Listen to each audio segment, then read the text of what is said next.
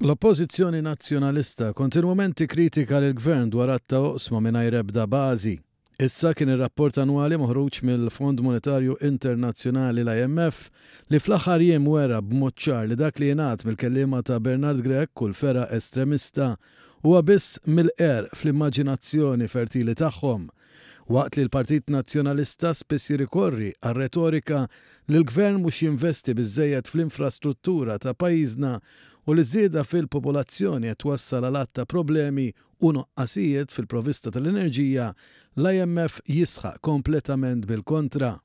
Fil-fatt l-esperti ta' din l-istituzzjoni rinomata internazzjonali jisħqu li l-pajjiż mhux biss armat b'mod adekwat f'dan ir-rigward, iżda anke jekk tiżdied ħafna domanda l-gvern għandu pjani biex ikabbar il-ġenerazzjoni tal-enerġija permezz ta' teknoloġiji rinnovabbli ġodda.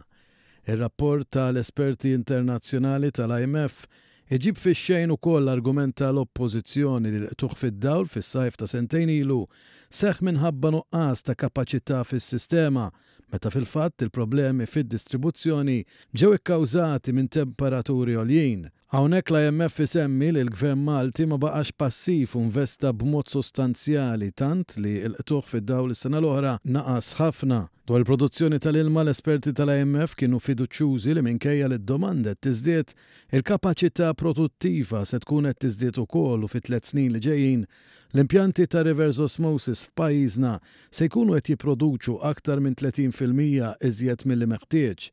Bernard Grech u l-esponenti fil-partit tiegħu spiss iħobbu jippruvaw jagħtu l-impressjoni li fejn tidħol is-sistema ta' dranaġġ pajjiżna huwa qar minn pajjiżi Ewropej.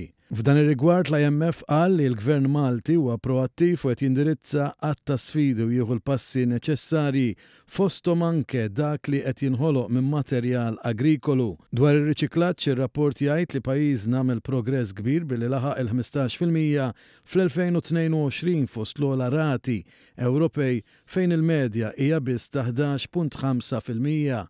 Mir-rapport tal-Fond Monetarju Internazzjonali joħroġ ċar li l-inċentivi li joffri l-Gvern fejn jidħlu vetturi elettriċi huma ġenerużi ħafna meta mqabbla ma' pajjiżi oħrajn fl-Unjoni Ewropea. Dwar dan minflok l-Oppożizzjoni Nazzjonalista tajt li l-Gvern mu qed jagħmel xejn f'dan ir-rigward u dawn l-inizjattivi mhumiex biżżejjed.